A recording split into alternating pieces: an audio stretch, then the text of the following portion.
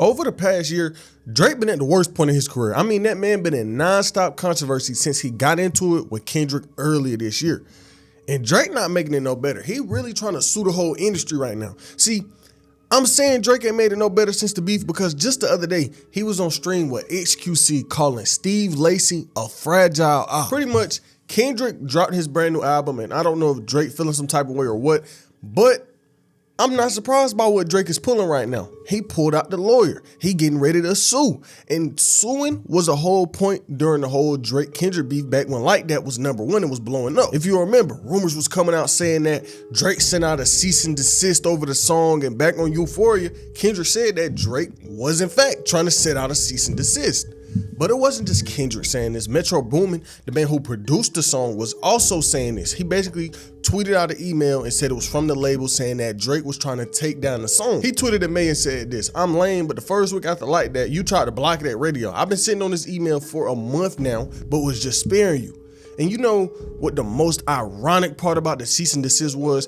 Is during the beef, Drake ended up being the one who really did get hit with a cease and desist. If you remember back during the time where these two was dropping songs back to back to back, Drake had posted a song on his IG called Tailor Made. Now, this wasn't some normal song, it was some AI trash. An AI Tupac song to be exact. It was Tupac voice rapping, dissing Kendrick, but Pac Estate wasn't like it. After the threat of legal action from Tupac Estate, Drake removed his Kendrick Lamar diss Tailor Made Freestyle, which appeared to feature an AI-generated version of Tupac's voice. Unsurprisingly, Tailor Made Freestyle earned an ire of Tupac's estate, which sent Drake a cease and desist letter earlier this week demanding he take the song down or face legal action. The estate's lawyer, Howard King, called the use of AI Tupac a flagrant violation of Tupac's publicity and the estate's legal rights, as well as a blatant abuse of the legacy of one of the greatest hip-hop artists of all time. The letter suggested potential legal action on copyright grounds, with King writing this: "It's hard to believe that Tupac's record label intellectual property was not scraped to create this fake Tupac AI on the record." He then demanded that Drake explain how the sound alike was created and the persons or company that created it, including all recordings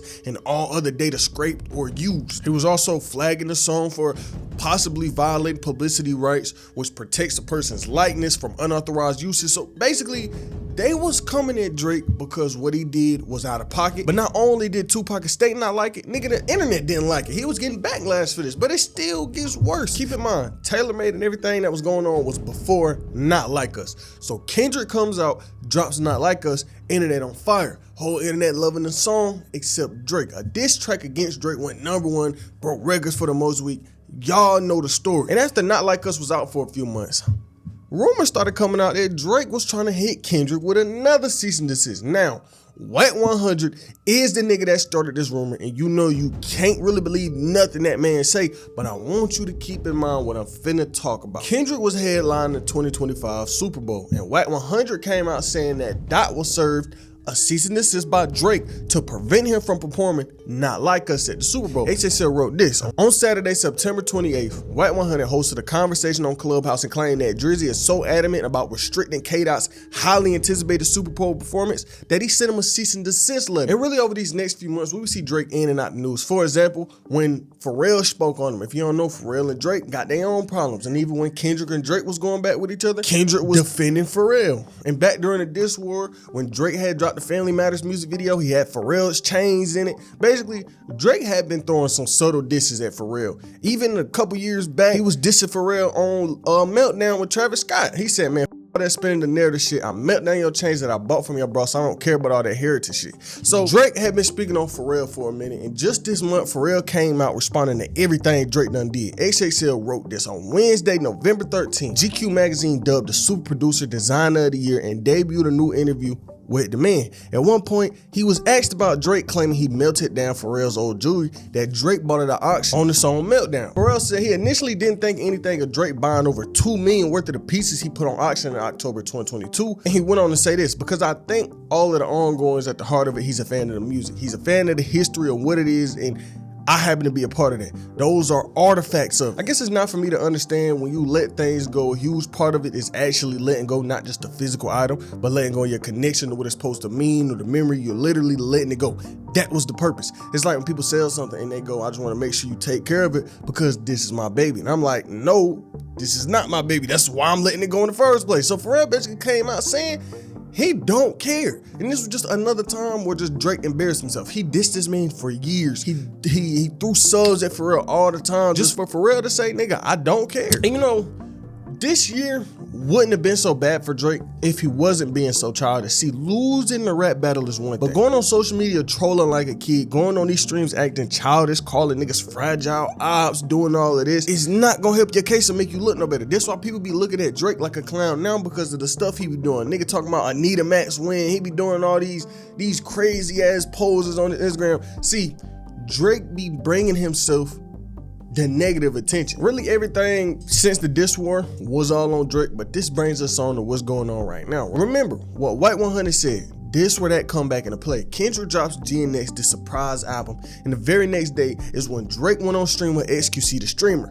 He went from that stream straight to lawsuits. Remember when White 100 said Drake was trying to sue Kendrick, and Drake people came out saying that Drake wasn't worried about none of that. Drake wasn't trying to sue nobody, where all that kind of got thrown out the window. What's going on right now is saying otherwise. And me personally, I'm not trying to act like I'm a conspiracy theorist or something, but I think Drake doing something real dangerous right now. He's stepping in a real dangerous territory. Right now, he coming at one of the most powerful record labels of all time, UMG, aka Universal Music Group. My nigga, UMG is the biggest record label in music right now, and Drake coming at him. Drake really do feel some type of way about Not Like Us, even though his people was online saying he didn't. Drake felt like UMG was pulling some strings, doing shady shit to push Not Like Us onto the people. Drake said that UMG was making covert payments to platforms, radio stations, saying that the label was just pushing Not Like Us into the whole world. But Drake wasn't pulling this out his ass, because it's kind of a known thing that the industry is full of bots, it is full of inflation. So many streams is inflated, all these sales be inflated. It'd be a lot of shady shit going on behind the scenes, just like how he pointed out back in 06 when UMG paid $12 million to the NY Attorney General office for a pay-for-play scheme. TMZ wrote this. In the docs, he also claims a whistleblower has accused UMG management of spending thousands in May 2024 on bots in order to get the song to 30 million streams on Spotify. They also pay social media influencers to promote the song. He alleges the label dropped all copyright restrictions so that the influencers could repeatedly post the song. TMZ said Drake got some huge legal goals here. They say he filed in the suit just to get an understanding of how UMG funneled the payments to iHeartRadio and its network of stations. Once he has that info, according to the docs, he gearing up to file a civil fraud and racketeering case against UMG and any co-conspirators. Remember, Not Like Us famously includes the lyrics where Drake calls Kendrick a certified pedophile. And Drake says he already got grounds to sue for defamation, among other things. But that's the thing, TMZ wrote all this, but these documents are out. The lawsuit is out in the world, and we can't look at it right now. Drake lawsuit was basically going over what I just read. UMG had streams down by like 30%, and they was trying to figure out a way to boost them. So he trying to say when Not Like Us started blowing up, they will artificially spread it to the people and had consumers and the people believing the song was a lot more popular than what it was. He then went on to say that they had bots designed to mimic human behavior to appear as real social media accounts, and they even cited this YouTube video clip where it was DJ Academics on stream talking to somebody claiming to be a hacker, claiming to be somebody that gets paid by these labels to use these bots. Because I haven't got paid my full amount that I was promised. Break that down. So somebody reaches out to you for 30 million streams. What'd you tell them? How much money? So I was actually promised, so cuts as well. So I was promised payments after, but up front I was promised 5K. Okay. They told me it was for a big artist. Promised 5K up front. Okay. They sent me 2.5K, and then I was also promised after the song performed, also gonna receive, you know, a little percentage of the song, so points on the song. My voice is on Push-Ups by Drake. I don't have percentage of that song. I would look like an idiot, and I'm pretty sure Drake would just block, give me percentage on the song. Now, you're a digital marketer. Yeah, this is like my full-time job. Engineers don't even get percentage of the song. Why? Is this the first time someone's promised you percentage on a song? Labels are stingy, rappers are stingy. They're not going to give you percentage. They might give you a little fee, but they're not going to give you percentage. Yeah, and they told me, they said after everything was done and after everybody was paid out is when I'd be paid the rest of the money. That's what I was told as well. Who are you speaking with?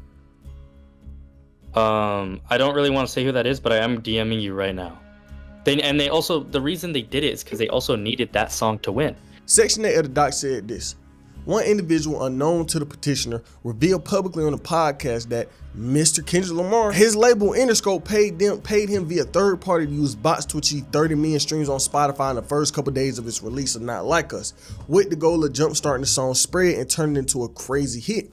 On the platform, the whistleblower describes Spotify as the easiest platform to bot because it does not, like other streaming platforms, have certain security measures when it comes to bot protections.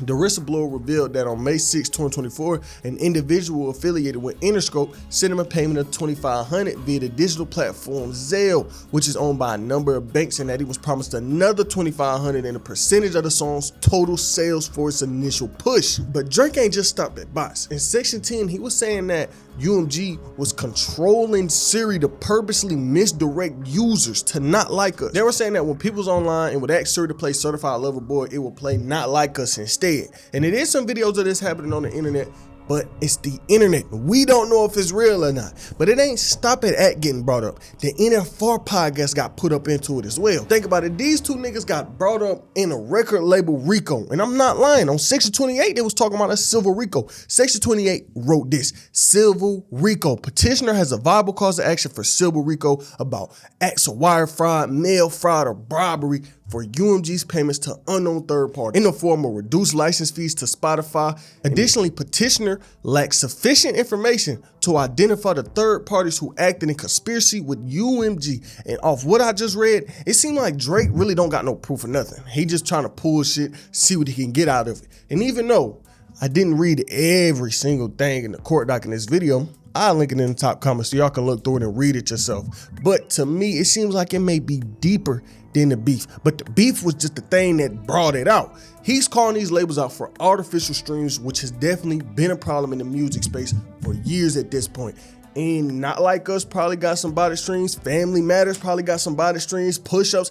Every single song that you probably see in this industry right now, don't matter how big it is, probably got some body streams put into it. But the world will never know. And I don't think we will ever know how inflated streams are or how bad the problems possibly be. And I do think Drake gonna lose this lawsuit, and everybody else do too, because it ain't really no evidence or nothing. He's trying to get evidence. He's trying to get people to show him evidence, but he doesn't have it. And don't get in the comments, act like I'm meat Ryder and Drake. I'm just speaking the truth, unbiased. If Kendrick was wrong, I would say he's wrong. And unless Drake comes out with some solid proof and evidence, we don't know nothing. And y'all probably been seeing that picture of the Family Matters having 62K views in 1 hour versus Meet the Grams thing. But this picture is kind of dumb, because it's a known thing on YouTube where views freeze. Hell, when I drop my videos, my views freeze.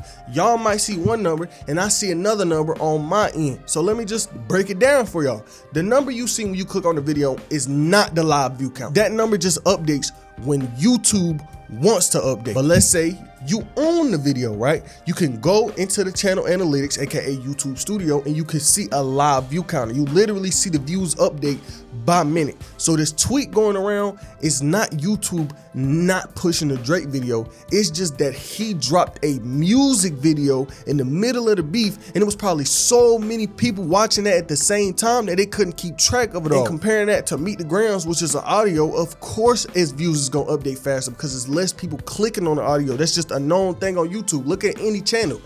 Their music videos tend to always have more views than just the audio. So the initial push when the shit dropped was crazy. And to really just prove my point, let's look at the two videos in questions right now. And guess what? Family Matters has more views than Meet the Grams. Family Matters is at 41 million, Meet the Grams is at 40 million. But to make it all worse, Drake suing these labels for manipulating these services is ironic because he's the one that did the exact same thing back in 2018 when he dropped Scorpion. Spotify users push back at the over-the-top Drake promotion. This was over 6 years ago. This is 6 years ago. Complaining about Drake invading their personal space on their music platform that they pay for, a subscription service. Some Spotify users were so annoyed by the recent Drake promo that they asked for and were granted refunds for their subscription. The streaming service had heavily promoted the artist's latest album, Scorpion, even using his image on playlists that didn't even contain his music, like massive dance hits, best of British, happy pop hits, for example. The promotion dubbed Scorpion Season was first ever global artist takeover on Spotify service and the first time an artist took over multiple Spotify playlists on the same day. While it's not uncommon for artists to receive promotion on Spotify, some felt that Drake's promotion had gone too far, to the point where obviously it was invasive. Drake getting best of British? Like, what are we talking about? One Reddit user shared how they were able to obtain a refund from customer service, and that post soon went viral. A screenshot of their chat with the support rep has to date been viewed over 12,000 times. That transcript doesn't indicate any official policy on Spotify's part here, but was instead the efforts of a customer service rep helping retain an individual's business. But this whole situation is real interesting because this lawsuit is strange. Would Drake have been putting up this much fight for the right things in the industry if Not Like Us didn't come out? Would he be doing this if he wasn't going nowhere with Kendrick Lamar right now? Probably not. He got a motive behind it, and the motive is to make Kendrick Lamar look bad. But this lawsuit wasn't the only one. He had a second lawsuit where he was suing for defamation. The first suit was him saying, oh, y'all biting these DSPs, y'all biting the industry. And this one's saying that UMG let defamation come out on Drake's name. He was saying that this song was just full of false info. Drake's lawyers wrote this: UMG could have refused to release or distribute the song or require the offending material to be edited or removed. But UMG chose to do the opposite. UMG designed, financed, and then executed a plan to turn Not Like Us into a viral mega hit with the interest of using the spectacle of harm to Drake and his business to drive consumer hysteria. And of course, massive revenues. And that plan succeeded, likely beyond UMG's wildest expectations. And him trying to do this, I think, is a terrible move because you literally see the hypocrisy in everything that he's doing. And I say this because everything Drake is accusing Kendrick of is something that he's done. He had the DSPs pushing his song on every single category you could think of that was so bad to the point that Spotify had to send niggas their money back. So Drake really on both sides of this. And point is, if Drake coming out saying that he wanted label to do all of this to Kendrick, nigga, the label could come and do the same thing to you if that's the point you're trying to make. So I don't get the angle Drake trying to go with, because there's examples of him being on the other side of what he's accusing Kendrick of. And Kendrick probably gonna keep going on the run he on right now unless Drake comes out with a smash hit or an amazing album or something. But guess we gotta see. But on the topic of Kendrick, Drake wasn't the only one getting into it with. Kendrick and Wayne got their own little war going on right now. And if you care about that, click the vid on screen right now.